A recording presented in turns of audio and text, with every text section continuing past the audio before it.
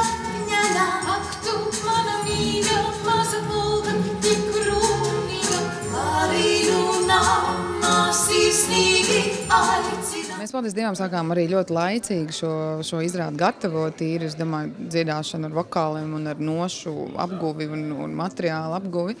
Un es varētu teikt, ka es ļoti lepojos ar šiem solistiem, jo viss, uz ko mēs gājām, tas viss izdevās un visiem ir kaut kāds progress un visiem ir kaut kādas tādas jaunas lietas, ko viņi paši saka, ko viņi ir atklājuši un kas viņiem ir atnācis. Un, protams, man kā teiksim, šajā gadījumā pedagogam, jā, tas ir milzīgs gandarījums, kas ies. Un materiāls, protams, nav vienkārši, jo Kārlis Lācis neraksta vienkārši mūziku, kā mēs zinām, bet ļoti emocionāli. Un tas bišķiņ, protams, līdz ar to sarežģīja to izpildījumu, jo tas nav vienkārši. Lai tā, kad vēl elpoju, kad vēl mājās bija tā borā, aiztek pēklā riņoju, puisis satiku. Krievu nacionālā mūzika, tur krievu romans, čigānu mūzika,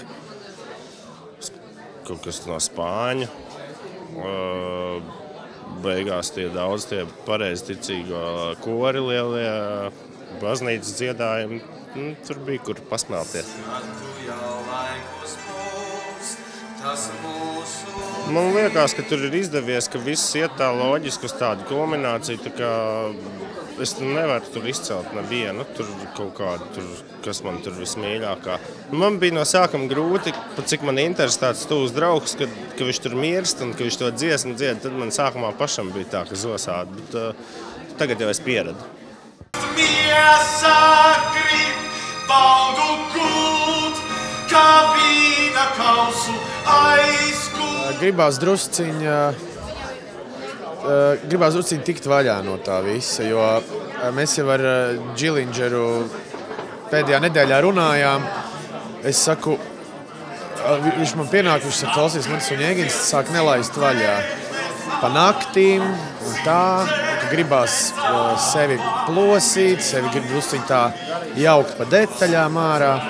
Es viņam saku, zini, man ir tāpat, ka ir kaut kādi darbi, atsimēdot, tas vai nu tas ir tas Puškina ģēnijs vai kaut kas, viņš kaut kā tā tēma, jo viņa ir tik saprotama un tik tāda, viņš strādā kaut kā uz zemapziņu. Vienā brīdī Soņēgins ar mums sāka kaut ko darīt, tāpēc tagad gribās drusciņ tā, attiet prom. Mīļie draugi, piedodiet, mani mīļie draugi, saprotiet, tā viss mani ienāk, tā kā gaisma dienā, dzīvība ikvienā, stāsta pavadienā.